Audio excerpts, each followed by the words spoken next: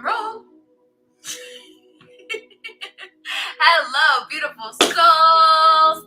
It's Ashlee Escobar. I'm not really feeling an intro today, but I'm really super pumped because I have a true friend, a spiritual brother, and a fellow beautiful soul on with me today. This is kind of a mini little interview.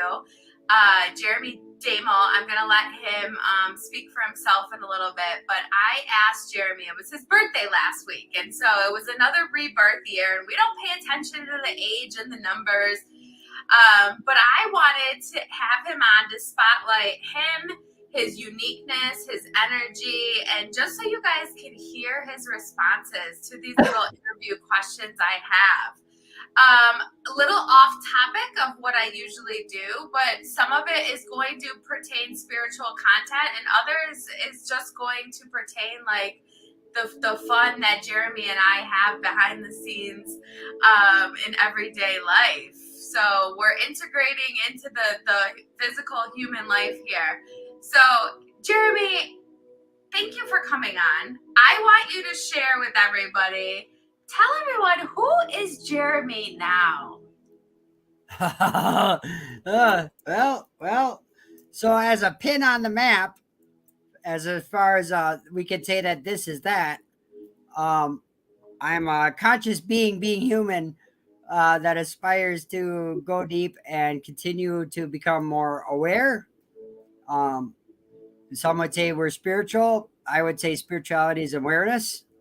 It is intention. It is a lot of things, but I aspire to heal and to help others to heal and create their greatest potential as creator beings, to help others to step into their power and to get connected, to not be so deeply integrated or separated from God. We'll say it that way, right? Like into a physical material world, but to understand all three things, that the force, the matter, and the energy, or that everything is consciousness, energy, frequency, vibration, creation, maintenance, and destruction. So, All the things. I mean, like I when you ask me, like it's to me when you ask me like who am I, it's beautiful because it's not like who does Jeremy think he is. It's more of what do I aspire to experience and how do I choose to experience. Let's go more deeply. It's like when you ask somebody, hey, how you doing? And they start telling you about the work they're doing, their job. And they're saying, no, that's not what I asked you. How are you doing? Let's talk feelings and emotions. Let's talk awareness. Yeah. That's one of the things that it's been 3 years now that universe brought us together, and it's something that we have in common, that we're very, very deep and we like to connect things on multiple levels, and like we want that not surface level talk. And so I love that so much about you. I think that's why we ultimately are so compatible and just why we love talking and being a part of this journey together. Can you share, like, if you paraphrased, if it was like the shortest little chapter book of like who you were, what parts of your journey were leading up to this now and this experience you're living now, share with them, because you have a deep part of journey that so many can relate to. So my first trauma was seeing spirits as a child and telling my parent I was born with cerebral palsy, and I saw spirits as a child. My mother and father would say, you're having nightmares, go back to bed. I would sleep outside their bedroom door like a dog, curled up in terror and fear. I saw a lot of psychiatrists, psychologists, counselors, dual diagnosis, things like that. Was because of cerebral palsy. Was molested by a man when I was a child. Beautiful experience. A lot of beautiful. All today I can look at them as beautiful experiences, and because the cerebral palsy affects my lower extremity and my right leg, and my pelvis is rotated. I was on a lot of opiates and muscle relaxers, medications for behavioral issues, all sorts of things from a young age. Became opiate dependent. Found drugs and alcohol. Had 30 years of addiction in order to numb, because when I started seeking recovery or to heal from that, I had to quickly realize that it wasn't who I was, but what I was that would help me as an empath. as something that felt, sensed, and known a bit deeper. Try to understand multidimensionalism, which led me to where I'm at today of letting go of the ores, universal laws, hermetic principles, archetypes. You want to go deep, doesn't matter. We talk about brainwaves, energy fields, torus fields, chakras, nadis, meridians, pranayama, breath work. You get into it. Let's talk about ceremony. Let's talk about intention. Let's talk about moons, planetary cycles. Let's try to understand what is the cause of suffering. What are the patterns? What are the repeating patterns? How can we alchemize that, or sorcerer's stone? How can we literally turn lead into gold, purify, and all these things? And lastly, I'll turn it back over to you for the next question. But in recovery community, we say that no power beyond or no human power could have relieved us from our alcoholism. We'll say it that way, right? Or addiction. And in that language, I'm like, I had this epiphany. Yes, no human power. Aren't we saying in that it is our identity that causes that suffering, right? That causes the addiction, that causes all those programs, conditions of the mind, things like that. I'm not saying that there's not non-physical worlds or entities or conscious beings out there that can assist. 100% they are. They kept me alive. Thank you, Spirit. But yeah, so that I don't even know. I don't remember what the hell the question was. Here we go. You answered it beautifully. Oh, thank you. No, and I just commend you because you came out of all of that. And I remember some of our first conversations and just knowing, like, I've always loved connecting with people to hear their journey from their own mouths and just to actively listen. And I knew everything you had been through, even though I didn't know you. And I just felt it so deeply. And I commend you for the work that you did and where you are now. And as we always say, everybody has an addiction. It's just, what is your addiction? But you help the recovery community and the addiction community so much. And not just them, so many areas and realms of people. All right, so Jeremy is also a very talented human being. He is talented in so many different ways, and one of them is music. And he knows that I love this about him because I love arts in many forms, and music is one of those arts. It's very therapeutic. It has gotten me through some hard times. And so these next two questions are just very general, basic, and there's so many, but I want to see what comes to your mind in the present moment. Who is your favorite band?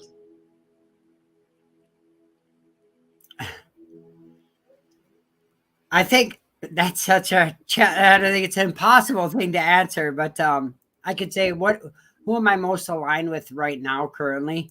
What's really speaking to me, I will say it that way. It would be Trevor Hall is very much in alignment with me. But that's like saying what is the favorite color on earth? You know, that's like it's all the colors that make, and the contrast that make it so beautiful. But yeah, so I mean,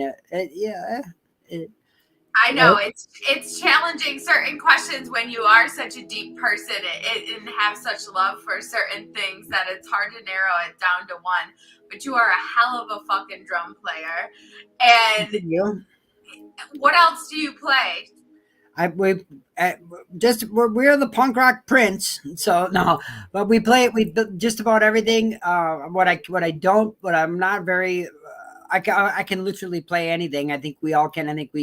I think we discourage others that say that we don't have a musical talent. Yes, we do. Do we have an ability to express yourself? Yes, you do. And that resonates more deeply than any level of necessary talent or structure in that regard. It's just more of a feeling, which is great. And that a lot of people get triggered by that. I'm not saying that, Canon in D isn't a beautiful piece. Well done, Pacabella. Great job. But we all have an innate ability to create music, and it's as a matter of fact, it's sound, and our bodies are made of sound, and it's healing. So I play just about any damn thing. I'm really into kirtan right now. Kirtan is bhakti yoga, and it's through devotees and music. We sing Vedic chants. We honor various aspects of source energy, or what we call deities, Shiva, Durga, Ganesha, so on and so forth, which I really love. It's very it's soulful, it's beautiful, and it's just a great experience. Thank you. It's sound healing. Our body's made of sound. And sound healing has been around for so long, and people Forever. don't utilize it. That's why I say music and sound is so therapeutic, as you and I do know, and it's so true. All right, what is one of your favorite childhood memories? You know, right away my mind goes to water. It has to be with water. You know, when I was a child, like I grew up, no coincidence, by a lake surrounded by a marsh on one side and a lake on the other side, and it was like so much of the grit. I think I always felt the best around water. I'll just say that. So anything to do with water. I like that because then what story I'm going into. It always leads me to that story you told me Oh when we yeah, first spoke. So Jeremy lives in Wisconsin, which is a very magical place and has a great energy and ley lines and some really great history. And Jeremy had shared an experience that he was out floating in the dark out on this lake one night. And what the experience, I mean, I felt like I was right there swimming next to you like a big orca whale or something. yeah. We wrote about it. We wrote about it. You know, I'm a single man, and I was in early recovery at the time, and I remember surrendering. I remember telling my sister-in-law and my mother at the time, who was at my mother's house, and I said, I'm just going for a swim. They were like, now it's dark. I'm like, yeah, now. And I went to a public beach and I swam out on the lake, and I was literally a few hundred miles out. Like I was out there. And the lake in itself is maybe 22 feet deep in the center, but certainly could drown. It was probably 2 foot rollers, big rollers, and it was up, and it was right at the last wisp of sunlight leaving the sky, and the clouds and everything looked like aurora borealis. And I remember just like having such fear, thinking about all the programs and conditions, jaws and all these things, and the fear in the dark. I mean, the water's so black at night. And I just surrendered like snow angel, and just surrendered to everything. And it was as though every star was winking and loving me, and I was there, and I was so connected to cosmos, and huge psychic shift, energetic, mental, mind, body, spirit shift, and that surrendering of that. And a lot of people would say, you know, if you have family, you probably want to tell people, or you want to do that with a buddy system. But that was part of the magic for me, right? Okay, and I think I needed that on my journey to just absolutely fully surrender in a realm where it could have been, yes, physically dangerous, but that was part of what helped me to really let go. Now, I don't recommend everyone do it that way, the way I did it, but you know, hell, when you feel called, you feel called, you know, and Yeah. blessed be, my angels pulled me through it. I didn't drown, and here we are. Yeah, that's the beautiful part about it, is that you knew you were meant to do it, and the process of it. And there's so many times where we have those moments that other people aren't aware of or don't know of, or we just share with a few people, and they are the biggest aha opening perspective moments that really bring you great shifts, not only but insight to yourself. All right, the next question. If you could tell and reach the whole entire world with one message, what would it be? I don't know. So I don't. Jeremy doesn't have an opinion on it, but mine would be what we want to say is bring back the light. You know, but there's balance in that as well, right? Because the light can't be observed if it wasn't for the absence of life as well. You know, so it's always a goes with. You know, I would just say to realize that everything, the challenges that you're facing, and that life isn't happening for you, to you, it's happening for you, and more importantly, it's happening from you. So the more you let go and start to work on yourself and heal, you will get tapped in. You will become more conscious. You will become more aware. Your perspectives will shift. Your vibration will rise, and you'll feel a hell of a lot better. So feel the damn feelings, let it go, cry like a baby, snot bubble cry. It's the greatest damn thing. It's the greatest gift we have here in physical. Snot, bubble, cry. I should have just said snot, bubble, cry, and that. We need another we need a t-shirt line, and we Yeah, need that one. Snot, bubble, cry. yeah, it's a good stuff. Seriously, wail like a ghost. Literally. That was a nice segue into the next question because you kind of touched on some of it, but I'm interested to see what you say. How does change ripple out into the world? Through feelings, through thoughts, through intentions, through action or through inaction, even inaction. I think oftentimes we feel that we always have to speak. I feel that it's a great service not to, because that then others can consider. We always have so many damn opinions. Everybody wants to chime in, especially in spiritual or conscious community on social media and things. But realistically, I think it could. I think to not. I think maybe that's what Spirit wants to say is the inaction has a beautiful ripple, because not if we could. What would happen if the entire world rested in stillness for a moment and just observed? There would be no harm would be caused. Observation, It's yeah. a deep shit. That's some deep shit, but it's the truth. So I think maybe, yeah, just. I think the greatest way to not to create beautiful ripples is in a way maybe we're just being called to not create ripples right now. And I like that answer. I like that answer. thank you. Okay, my next one. I've got a few more. And you're doing great because, by the way, I did not share with him any of these questions intentionally, but I knew he could handle it. And I just want to see, depending on the day or the moment, we may have different answers, but they're all bring so much truth and light to the experience that people can learn from. All right, so if you could talk to anyone, okay, so don't be so literal because we know we could do this if we really wanted to, but if you could talk to any influential being who's crossed over to the other side, who would it be and what would the combo topic be? My mind goes right to Leonardo da Vinci. Ooh. And I would love to ask Leonardo, which we could. Yeah, I know this. You see why I'm wording it like yeah, but this is good stuff. Leonardo, what benefit was sexuality and sexual energy in your life, and what did it teach you, Leonardo?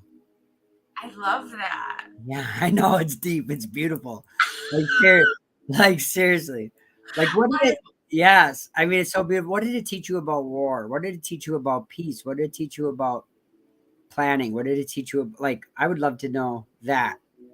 Beautiful. Okay, I'm going to take this a step further with that. It's sparking, doing things to my mind now. Yeah. If you could, because you are somebody who feels so deeply and can step into other people's, I'm not saying speak for him, but what do you think he would share with you? What do you think part of his answer would be like? Feel into that for me. It feels like love is upside down. I think I'm hearing love is upside down. And what does that mean? Love is upside down. I think when I feel and I get visions of a reflection off a lake, a still lake. Like our perception of love is one way. We feel as though it's one way. And yet it's in the upside down. It's no different than war. Like when it's deep, love is upside down. We tend to always look at life through a surface level view. If we are living controlled by negative programs, beliefs, or we'll never see the grand reason behind things. When other sisters and brothers watch 2 5-year-olds and one punches the other one in the face, the immediate reaction is that's horrible, that's negative. When in truth, it's neutral. We don't know. It is those two perceptions. The child that got punched in the face may absolutely become one of the most beautiful speakers and wise teachers on the earth plane to talk about compassion, forgiveness, love, so on and so forth. And we don't really see that. We don't know that. But the mind. So I think love is in the upside down. I think I think we don't understand love. I think we don't understand spectrums. We don't understand continuums. We don't understand that. Yeah, and we're so quick to forget that there's neutrality, and the mind wants to immediately cling to a label, to a perception. Yeah. And it goes back to what we were just saying about to create the ripples, to not create ripples. Just observe.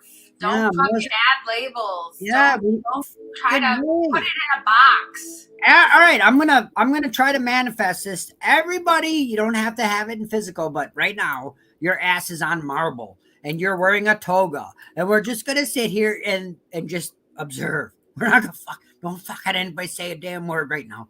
Nothing. Just feel the cold ass marble on your butt. I It's like the way. inspirational. Like seriously, like it's like wobble.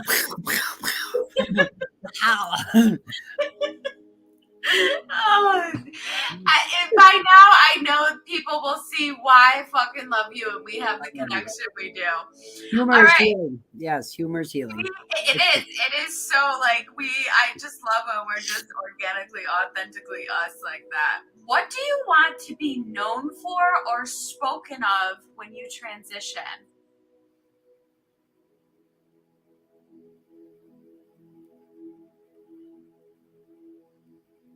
That he had fear. This fucking makes me emotional. That I was scared, but I always sought to make peace with that fear, to understand that fear. Simple. You're such a courageous person. It makes me And emotional. It makes me literally get emotional. Like it makes me emotional.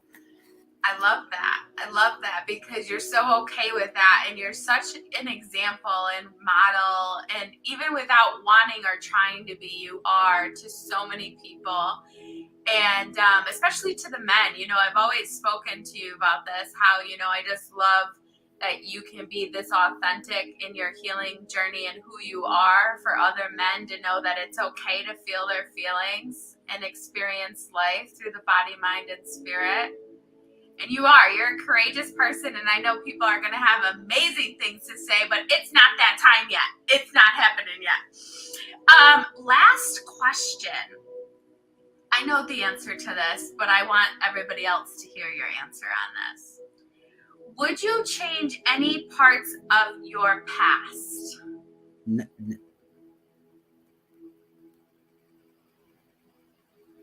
No, I think to even consider that is a waste of our energy.